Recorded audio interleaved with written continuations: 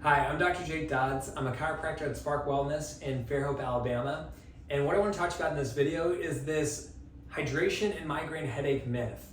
And not a myth in the sense of hydration isn't important for keeping migraine headaches at bay or for making sure your body is as healthy as possible, but this myth of hydration in general. So what I want to dig into is myself included, was sold this idea of if you want to hydrate, you drink a ton of water. So you fill up a gallon jug, you drink the whole thing throughout the day, keep pumping fluids the whole day, always have your water bottle with you. So it's always about this, hey, if you're not hydrated, it's because you're not drinking enough water. Now, I myself personally had a lot of frustrations with this because I was an athlete, I would constantly be drinking water, and I always just felt like I was thirsty. So what I found later down the line, and I wish I had known this information before, is that hydration is a lot different than just simply drink a ton of water, and here's why. There's actually two different types of water. We all have that knowledge of water is H2O, and if you fill up a glass of water, that's what's sitting on your table, you have H2O. Now, in our body, the water that gets used and that's biologically active is something called structured water, which actually has a different molecular structure. It's H3O2.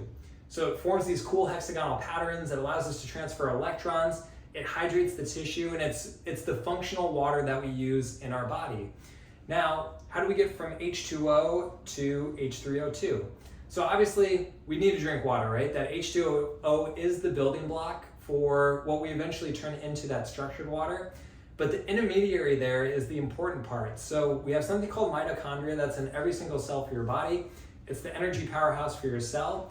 And what they've also found is it actually is what creates this H3O2 in your body. So it starts off with H2O, there's this whole electron transport chain, there's all this cool biochemistry that happens. But again, the net effect is that when your mitochondria are operating appropriately, they pump out a good, appropriate amount of that H3O2 structured water that your body can use. So what happens is, when the mitochondria aren't functioning correctly, your body starts becoming chronically dehydrated. And this is where people get frustrated, is because they may be drinking a lot of water, they may be just pumping the fluids on a consistent basis, but if their mitochondria are struggling or if they're stressed for any reason, then all of a sudden that dehydration sets in, and it can even start to become this bad downward cycle because you feel thirsty, you keep drinking water, your body has to dump electrolytes to counterbalance that, and then you're like deficient in electrolytes and other things can happen. So the big thing to understand here is your healthy mitochondria is one of the most important things that you can do for your overall hydration. Now, what the heck is healthy mitochondria like? How do you do that?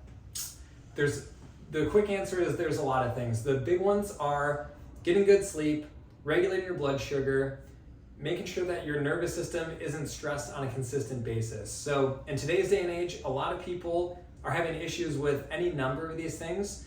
So what I would encourage you to do is just take that step back. If you are dealing with migraine headaches, if you feel like hydration may be an issue, if you've told hydration's an issue, of course, keep drinking your water. The electrolytes, the minerals are all an important part of that as well. But also say, hey, there may be some other layers here that are stressing out the mitochondria that could be affecting my hydration as well.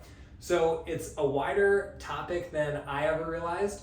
But once I started to see that full big picture, it gave me some power back in terms of saying, hey, it's not just like I need to chug water all day, because I felt like I was failing myself. I'm like, why am I so thirsty? So I want you to just take that step back and say, hey, is there different ways I can support those mitochondria? I'm gonna have some more tips for you in upcoming videos in the way that you can do that in a very targeted way. But again, if nothing else, just understand that it's drinking the water and also having the healthy mitochondria that's gonna give you that full hydration, and make sure that in terms of migraine headaches, that dehydration isn't something that you're dealing with. So if you like the video, like, subscribe, leave me a question or comment if you need anything explained in more detail with that. Looking forward to seeing future videos with more information on all this.